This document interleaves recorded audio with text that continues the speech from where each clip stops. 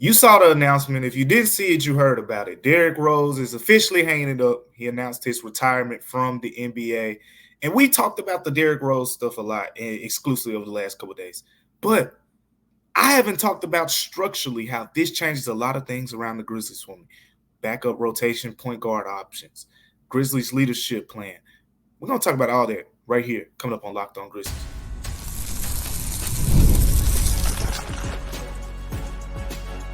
You are Locked On Grizzlies, your daily Memphis Grizzlies podcast, part of the Locked On Podcast Network, your team every day. What's going on, everyone, and welcome back to Locked On Grizzlies. I am your host today, Damichael Cole, beat writer for the Commercial Appeal right here in Memphis, Tennessee. Thank you guys for tuning in to Locked On Grizzlies. With me on today is Joe Mullinex, my co-host, gets the day off. And remember, you can find Locked On Grizzlies anywhere. Google Podcasts, Apple Podcasts, Spotify, Stitcher, wherever you listen, wherever you watch, Locked On Grizzlies is there. Today's episode is brought to you by FanDuel. You can start the season with a big return on FanDuel right now. Place your $5 bet, and you will get started with $200 in bonus bets. Again, place your first $5 bet. You'll get started with $200 in bonus bets, and that's guaranteed. Visit FanDuel.com right now to get started on that opportunity. Congratulations to Derrick Rose. Let's get that out of the way right now. Hand clap for Derrick Rose. 16 years in the NBA. Terrific career. Youngest MVP, NBA history. I think he was 22 years old at that time. But so many more accomplishments. Three-time All-Star. And I always tell people, and I actually talked with him about this a little bit as well, like the most impressive thing to me personally about Derrick Rose's career was the perseverance. And I honestly, he's never said this to me, but I mean, just, watching him kind of talk about his career, it just feels like, that perseverance is one of the things that he's kind of embraced the most about himself as in terms of being on the floor, with those injuries that he had. Like he missed, over the course of 2 seasons, he played 10 games, at one point. And this was just a couple years removed from winning MVP. So it was such a drastic shift from, man, you're on top of the world to basically set out 2 consecutive seasons. And he had to rebuild himself up, right? And one thing that he did talk to me about was how he, reshaped his game. And I think that's important. That's not important for Derrick Rose. That's important for all basketball players who come in with, uber athleticism, like the Ja Morants of the world. There's going to come a day where you're going to have to fine-tune your game a little bit. Like LeBron James is still probably one of the best athletes in the world because he's LeBron James. But he's not 2011 LeBron James who was, having to move his head out of the way from hitting the rim while he was going in for dunks. So what you've seen LeBron do is fine-tune his game, right? The point guard skills, the point forward skills that he's kind of established, kind of emphasizing more in this part of his career, as well as little things, in his game, like his post game, the fadeaway jumper and all those things, like maneuvering mismatches and stuff like that. So we see a lot of times as guys start to slowly go away from depending on their athleticism and more on the skill that they develop over the years. Derrick Rose did a great job of that, and it helped preserve his career. He was a 6th Man of the Year candidate 3 consecutive seasons in Detroit, with the New York Knicks as well. He was a legitimate 6th Man of the Year candidate there. I think he finished 3rd just a few years ago. I think it was 2020, 2021. So big congratulations to everything that Derrick Rose, did in his NBA career. And now I guess that the cat's out of the bag, we can kind of talk about this a little bit more in detail. If you were listening to some of the things that I was saying, I was kind of trying to push people in this direction. Like, hey, he loves Memphis. And that was all I would say. Of course, when it comes to things like retirements, commitments, and big announcements like that, you let the player have the floor. And there were, there was a decent amount of people that knew this announcement was eventually on the horizon, after what happened with the Grizzlies. But, you let Derrick Rose have the floor. And that's pretty much what happened. Derrick Rose made his decision. And, again, I think at this point of his life, if that's the way he feels, it is 100% justified simply because of the fact Derrick Rose has wanted to play. We saw last season the way he battled through injuries. If you saw the competitive nature that he had, anytime he turned the ball over, he He doesn't like turnovers. I'll just put it like that. Derrick Rose does not like turnovers. But um, I think when you look at it now, uh, this was not the Grizzlies' decision, as we said in the past, right? The decision was more so Derrick Rose wanting to be let out of his contract at that time, and now it's clear. I know some people were trying to say, "Oh, he want more playing time somewhere else, whatever the case may be." No, that's why I kept saying he loves Memphis. He loves Memphis. Derrick Rose is probably going to stay in Memphis now. His family loves it here. His wife is from here. His wife's from here. His oldest son is playing basketball here and goes to school here as well. So it, this is where the family wants to be. And people gets blown over that this is kind of the first quote unquote warm weather city that Derrick Rose has played in. So when you factor in the fact that he spent his NBA career in Chicago, Minnesota, Detroit, New York, those cities are cold. Memphis in December, we can the temperature can get down a little bit, but ain't got nothing on those cities. But this is where I think Derrick Rose and his family will be spending, a lot of time. So I think it's pretty safe to say this is not the last, if Memphians, this is not the last that you're going to see Derrick Rose around. I'm sure he's still going to have, an impact on certain guys, on the team. Like I would suspect that, this doesn't change much in the maturation of the Ja Morant Derrick Rose relationship. I know some people say, "Oh, well, he's not going to be around Ja as much now and all that." Yeah, he's not going to be in the locker room and be privy to some of those private conversations and situations and whatnot. But guess what?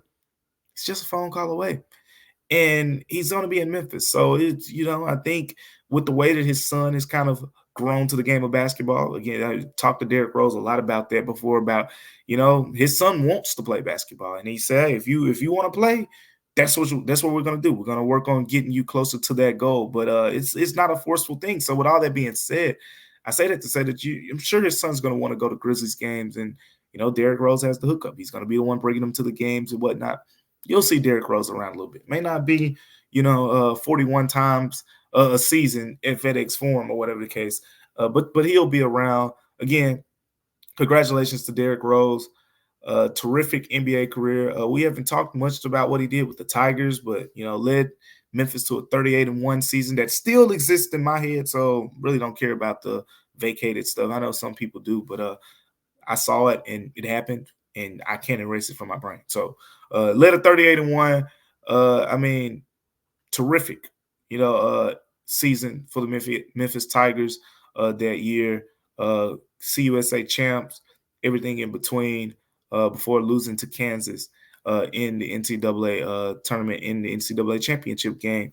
CDR, Joey Dorsey, really talented team that John Calipari led. And again, that was one of the things that I was looking forward to seeing too when Derrick Rose announced his retirement, was the fact that you saw, John Calipari, all the former Memphis Tigers players. You saw the Grizzlies players, right?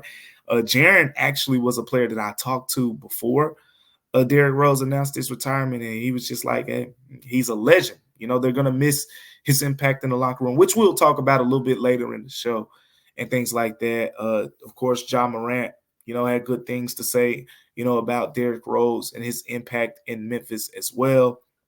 So, again, this is not the last that we have seen of Derrick Rose. I think I'm fairly confident in saying that. His family loves it here, right? His wife's from here. It's probably where they're going to be for a while. And at the end of the day, it was just time. Like you got to listen to your body at some point. And if you watched the Grizzlies last season, and if you watched Derrick Rose, you saw that his body wasn't really responding the way that he wanted it to at times, especially, and it had to be frustrating when, you saw the Ja Morant injury happen, right? The Marcus Smart injury happens. And then at that point, it's like, Derrick Rose, we need you. And then boom, soft tissue injury after soft tissue injury, right? And at that point, it was becoming clear that, Derrick Rose's body is not in agreement with his mind. And there's a transition that has to happen there. But shout out to Derrick Rose. 1 year in Memphis, only played 24 games, but clearly left an impact. And he's still going to be around. So I think we definitely should emphasize that point to the people. Derrick Rose will still be around. So it's not the last that we've seen of one Derrick Rose here in Memphis. Today's episode is brought to you by FanDuel. Hey, NFL fans, you can start the season with a big return on FanDuel because it's America's #1 sportsbook. So when you get a hunch in the middle of the game, you can check out the latest stats, view live play-by-play, and so much more on the same place in the same page where you get to place your bets. Look, you'll get $200 in bonus bets guaranteed. Can't emphasize this enough. $200 in bonus bets guaranteed when you place your first $5 bet. All you gotta do is bet $5. Doesn't matter if you win, doesn't matter if you lose. If it's your first bet, you got $200 in bonus bets coming your way that you can play with on FanDuel. So right now, all you got to do is visit FanDuel.com to take advantage of these opportunities. Again, that's FanDuel.com, America's #1 sportsbook. Go take advantage of these great opportunities that they have to offer. Coming up here on Locked On Grizzlies, we got to talk about what's next for the Grizzlies. And the next things as it pertains to Derrick Rose retiring is the backup point guard position. I got some things to say. So stay tuned for that coming up here on Locked On Grizzlies. Welcome back to Locked On Grizzlies, everyone. I am Damichael Cole, beat writer of the Commercial Appeal here in Memphis, Tennessee. And we're talking Grizzlies. We're talking all these great things, right? Derrick Rose retiring. And now you're looking at a team with 2 open roster spots. One will have to be addressed, and we've kind of had that conversation. But what about right now? What about what's on the roster? I know Scottie Pippen Jr., right? You got Marcus Smart. You got Desmond Bane. You got, even if you want to go further down the list, Luke Kennard, Vince Williams, all those guys played on the ball a little bit last year. We shouldn't see that this season. But anyways, that happened. So the Derrick Rose thing, and because I think there's some people that kind of have made up in their mind, and it's cool. This is where me and Joe disagreed a little bit, and Joe would get off his little jokes about how much I like Derrick Rose and things like that. But I'm telling you, not just saying this wrong. Good. I talked to some people around the Grizzlies, and Derrick Rose wasn't going to be Udonis Haslem for this team this season. Excuse me. That wasn't really the plan. Not saying that he was going to play 20 minutes a game and compete for 6th man of the year or anything like that, but the plan wasn't to have Derrick Rose just sitting on the end of the bench in warm-ups, and then when Ja comes to the bench, talk to him for 5 minutes while he's out of the game. That was not the plan. And that's not Derrick Rose's plan. Because guess what? If that was Derrick Rose's plan, he wouldn't be retiring right now. He'd still be sitting on that bench and say, hey, I can still make this extra 1 year salary. But no, Derrick Rose wants to play. Derrick Rose is not trying to be at the end of the bench and high-fiving guys and all that. He wants to play, and he said this. He said so much last year. You remember the comments. I ain't coming here to babysit. He didn't come to Memphis for that. So with all that being said, now there's more clarity on the backup point guard situation, and more clarity simply because you have less options. And to me, Derrick Rose was the clear starting option. And I had mapped out, many of you have heard it. If you did not hear my rotation at that time, I'll go through it real quick, and then we'll get deeper into this conversation. But my rotation when Derrick Rose was on the Grizzlies, I felt like it was the rotation that was going to get you 52 wins, 53 wins, whatever it takes to be in that top 4 of the Western Conference. You start the game with your starting 5, right? Ja Morant, Desmond Bane, Marcus Smart, Jaren Jackson Jr., Zach Edey, right? That's your first 5. Then you determine, okay, who are the guys coming off the bench? To me, Derrick Rose, Luke Kennard, Vince Williams, Santi Aldama, and Brandon Clark. You play a 10-man rotation. That's your 10. All right, this is how you divide it up. Desmond Bane and Jaren Jackson Jr. come out of the game around the halfway point of the first quarter. 6-minute mark, 5-minute mark, however Taylor Jenkins wants to decide it based on how he wants to deploy minutes. Those guys come out around the halfway mark of the first quarter. So who comes in? Well, Luke Kennard comes in because now you keep Ja Morant on the floor. You keep the shooting on the floor with him. Jaren Jackson comes out. Santi Aldama comes in. Again, another shooter, space the floor with Ja Morant. You keep Marcus Smart in the game with Ja Morant because now you keep that big-time defender on the floor. When you have Ja Morant and Luke Kennard in the game, you're going to need someone to be able to guard those top perimeter options. Boom. That's why Marcus Smart stays in the game for you, in addition to playing alongside of Ja, Luke Kennard, and Santi Aldama in that place. And then Brandon Clark, of course, comes in because you don't want Zach Edey playing so much time in those situations. But then you get to the end of the first quarter, right? Ja's a little bit tired. Marcus Smart's a little bit tired. Okay, no sweat. So you get to the last minutes of the first quarter. Derrick Rose comes in for Ja Morant. And then you bring in, for Marcus Smart, you bring in Vince Williams. So guess what? You keep that plus defender on the floor in Vince Williams. And then Luke Kennard eventually comes out a little bit later. And then you bring in Desmond Bane and Jaren Jackson Jr. Luke Kennard and Santi come out. So now with the second unit, you got Derrick Rose and Vince Williams in the game. And then either you keep Brandon Clark in the game or Zach Edey, interchangeable depending on situations, who you're playing against, personnel, all that stuff. But that's the center spot. But at the end of the day, you got Derrick Rose, Desmond Bane, Jaren Jackson Jr., Vince Williams. So to me, I mapped it out perfectly. That 10 that I just outlined to you, that was the way the Grizzlies were going to have a good basketball team on the floor for all 48 minutes. All 48 minutes. But now Derrick Rose is out of the equation. And it shifts some stuff up to me. And when I say it shifts things up, I'm going to say it like this. Right now, surely the easy thing to do for it not to shift things up too much, just throw Scottie Pippen Jr. in there as backup point guard. And the same role that Derrick Rose is going to play, you put Scottie Pippen Jr. in there. Is that what I would do? Yes. That's what I would do. But shout out to the everydayers on Locked On Grizzlies. You're an everydayer. If you've been tuned into Locked On Grizzlies for a while, you know that a lot of my analysis, a lot of the things that I say, surely it's my informed opinion, but some of it is more geared towards how I think Taylor Jenkins is thinking. How I believe Taylor Jenkins is thinking. Like with the Gigi Jackson, Santi Aldama thing before the season, before Gigi Jackson's injury. I kept saying, Santi's going to be the one to get the first crack. I know Taylor Jenkins a little bit. Been around him a little bit. Asked him a whole bunch of questions over the last couple of years. It was going to be Santi Aldama was going to get the first crack. But with all that being said, I think Marcus Smart is going to get the first crack at backup point guard right now. Again, I think for continuity and the rotation that I have in mind, just flow Scottie Pippen Jr. in there. Or if you sign a guy early, but, we'll get into that much deeper later. But if you sign one of those names that me and Joe mentioned, Dennis Smith, Markelle Fultz, you kind of flow them into there as well. And you keep the same rotations. You keep Jaren and Dez together. You keep Ja and Marcus together. Now you're not afforded that ability, in my opinion. It shifts some things up, and it's not the biggest thing in the world. Again, at the end of the day, we're talking, minuscule changes here to the Grizzlies operation. But, I'm a stippler for rotations, and I think finding the right rotation combinations is a big key to how this Grizzlies team can be successful because they got the bodies. They have 10 to 11 guys, maybe even 12 that can play good minutes. But now you got to put those guys on the floor with the right players at the right times to maximize this team because the Western Conference is going to be that tough. Marcus Smart is your backup point guard right now, right? Let's say that. You're not going to take him out of the starting lineup. So your starting lineup at this point, you're talking Ja, Dez, Marcus Smart, Jaren Jackson Jr., and Zach Edey. If that's your starting group, now Marcus Smart has to come out of the game a little bit earlier.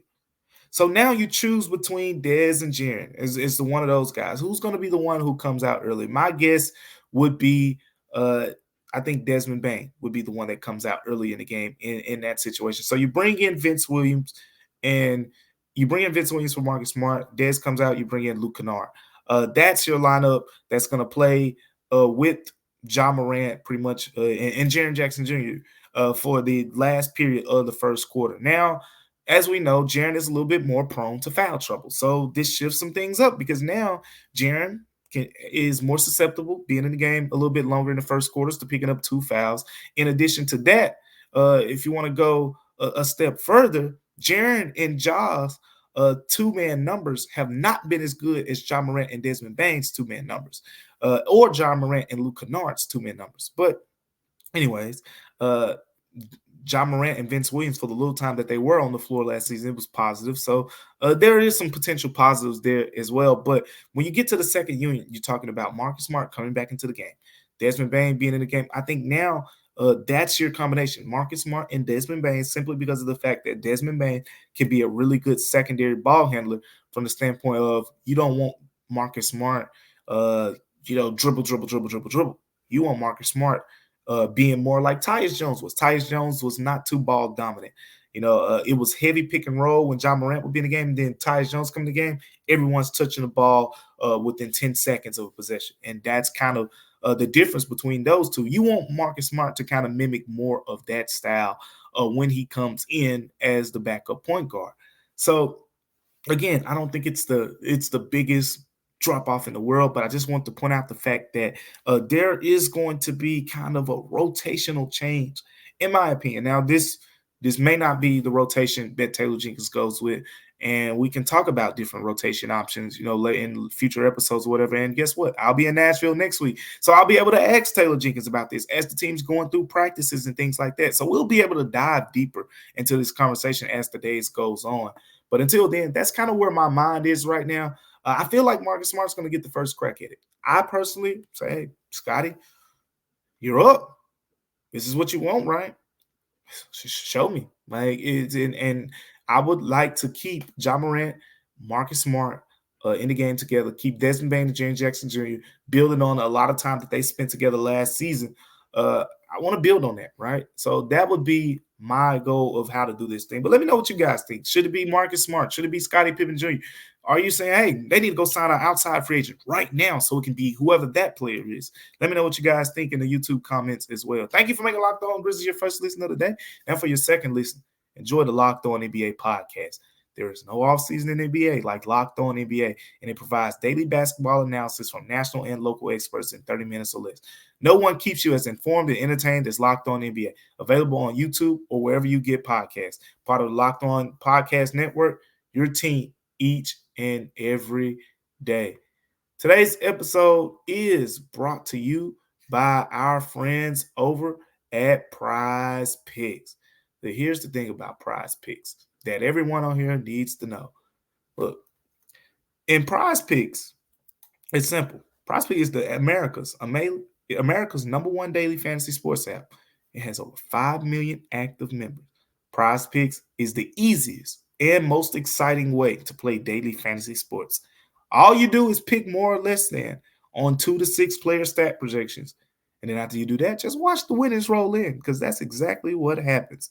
And it's simple. You say, 2 to 6 stats projections. What does that look like? Well, simply, all you got to do now, you can win. You can now win up to 100 times your money on Prize Picks with as little as 4 correct picks. Prize Picks is the best way to get action on sports in most states, and that's including some of the bigger states out there like California, Texas, and Georgia. Prize Picks is the only real money daily fantasy platform with an injury insurance policy so that your lineup stays in play even if one of your players gets injured. If you're a football fan, that's a big deal. So if your player leaves in the first half and doesn't return, Prize Picks says, okay, no sweat. Prize Picks says you are still alive. Make sure you take advantage of that opportunity because Prize Picks, all you're doing is player and stats type projections that you're selecting. And then guess what? Highlight your winnings with Prize Picks after that. Download the Prize Picks app today and use the code LOCKEDONNBA and get $50 instantly when you play $5. That's Locked On NBA on Prize Picks. And you can get $50 instantly when you play $5. You don't even need to win. Again, you don't have to win to get this $50 bonus. It's straight up guaranteed because Prize Picks is where you go to run your game and take advantage of that opportunity. Make sure you go do that over at Prize Picks. Coming up here on Locked On Grizzlies, we got to talk about what's next for the Grizzlies in terms of leadership. Derrick Rose was brought in to be a leader, right? Now he's gone. Who steps up in that room? Let's talk about that here on Locked On Grizzlies. Welcome back to Locked On Grizzlies. And now we got to talk leadership, right? Because Derrick Rose, when he came to Memphis, it was a big deal. He's going to be a mentor for Ja Morant. And then I kept, hearing all these different players tell me, like, man, Derrick Rose, like when he talks, you listen and all these different things. But it's less, this segment is going to be less about who's going to be the leaders, and it's more to declare something. The big three is time. Ja Morant, Desmond Bane, Jaren Jackson Jr. It's time. There's nobody else to depend on or to rely on and say, there's no Steven Adams to step up and say, hey, guys are slacking anymore. There's no Tyus Jones who can hit you with the, hey, I'm a vet. I've been in the league 4 years younger than you. Like there's no Kyle Anderson anymore for that tough criticism that he used to give certain guys when they were slacking or whatever the case may be. There's no Derrick Rose anymore who has that years and years of wisdom, of NBA wisdom.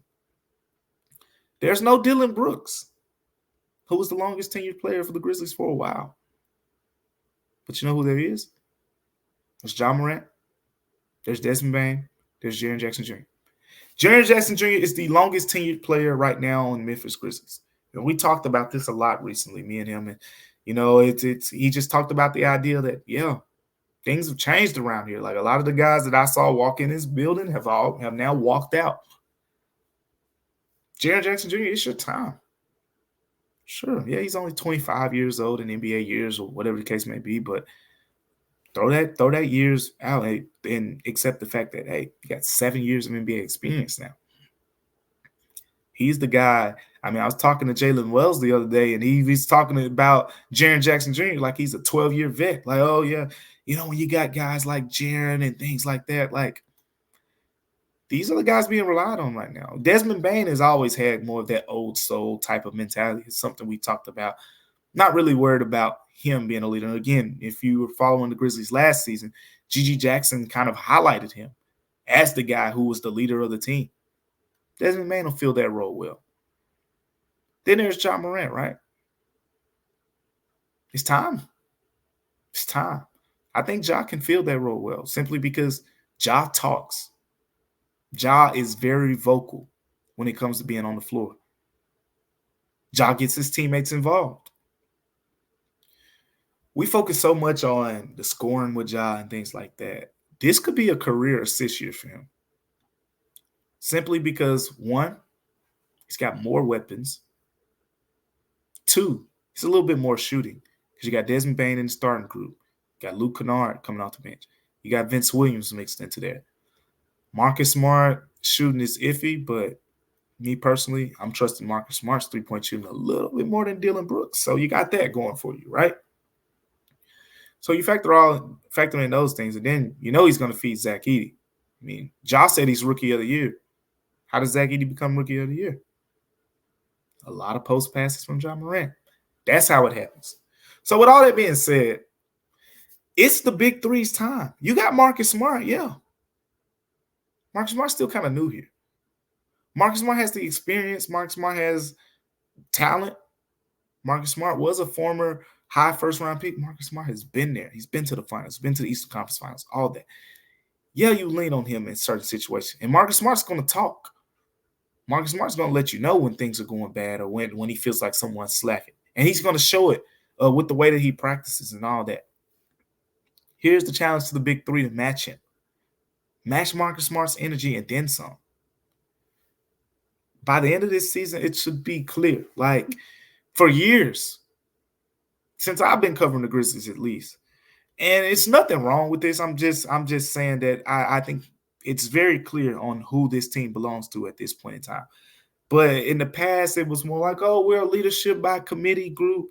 And it made sense because you had so many different personalities, so many different age groupings. And then quite frankly, the younger players, this is when you get those leadership by committee type things. When the younger players like the Ja, Dez, and Jaren were the most talented guys, but then you got older, experienced guys like Steven Adams, been Western Conference Finals appearances, things like that. And then you got guys like Tyus Jones, with years of experience. You got Kyle Anderson, who played on some talented Spurs teams and things like that. So it was a little bit different makeup, at that time. But it's shifted now. This is year 6 for Ja. Yeah. A lot of people hear that and say, what? Yeah, 6 for Ja? 1, 2, 3, 4, 5. Wow, yeah. Yes, year 6. Year 7 for Jaren. Year 5 for Dez. It's time. Might as well loop Brandon Clark in there. But those three in particular, Dez, Ja, Jaren, it's time for them to be leaders of this team. And that's one of the non-on-court basketball activity things that I'm going to be paying most attention to as we watch training camp, preseason camp, and all of that unfold coming up in the next week. Thank you for making Locked On Grizzlies your first listen today. Now for your second listen, go find Locked On NBA, where the local experts keep you updated daily on all the biggest storylines ahead of the season. Find Locked On NBA on YouTube or wherever you listen to podcasts. Again, anywhere you listen to podcasts. And you can find Locked On NBA in the description tab as well. So if you're watching on YouTube, you're watching on one of the podcast services, it's right here in the description. So make sure you take advantage of that. And make sure you take advantage of watching Locked On Grizzlies everywhere. As I said earlier in the show, you don't want to watch us on YouTube. Guess what? I know, again, I've had people come up to me and say, hey, Damichael, yeah, I love watching you guys on the car ride. And some people say, oh, I watch you guys or I listen to the show while I'm getting ready for work in the morning, things like that. There's so many different ways to take it in. But we have audio apps as well. Make sure you tune in on those. Stitcher, Spotify, Apple Podcasts, wherever you like to listen. Locked On Grizzlies is there. Coming up on our next show of Locked On Grizzlies, look, we've made it, everyone. So thank you guys for sticking with us through the dark days of the summer and, where sometimes there wouldn't be a lot of news and sometimes there would be. But that's not going to be the case anymore going forward. We're going to have a lot to talk about. We're going to have inside information, access, all those things that you guys want to hear. I'll be going to Nashville on next week. And then we'll have Media Day on Monday. So our next episode will be me and Joe Mullinax previewing Media Day and everything that's to come behind that. Then after that, we'll be talking Media Day, right? What happened, what we saw there and whatnot, and much more as the Grizzlies take Nashville. So get ready for all that. Locked On Grizzlies is about to turn it up a notch. And I'm looking forward to you guys being with us throughout that process. But until next time, remember that Locked On Grizzlies is free and available wherever you get your podcast. I'm Damichael Cole, and we'll see you on Locked On Grizzlies.